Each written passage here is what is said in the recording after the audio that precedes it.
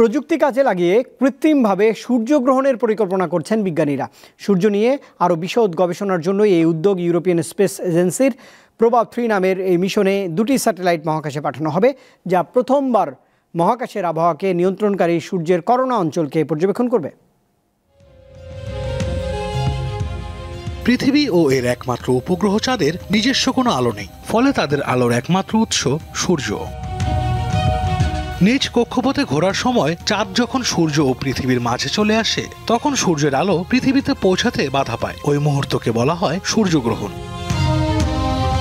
প্রকৃতির এসব মহাজাগতিক ঘটনার সাক্ষী হতে দীর্ঘ সময় অপেক্ষা করতে হয় পৃথিবীবাসীকে। তবে এবার কৃত্রিম উপায়ে সূর্যগ্রহণের উদ্যোগ নিয়েছেন ইউরোপের বিজ্ঞানীরা। এর জন্য অকাল্টার ও করোনাগ্রাফ নামের বিশেষ 2টি স্যাটেলাইট তৈরি করেছে ইউরোপিয়ান স্পেস এজেন্সি, যার একটি সূর্যকে ঢেকে রাখবে এবং অন্য স্যাটেলাইটটি এই ঘটনা পর্যবেক্ষণ ও রেকর্ড করবে।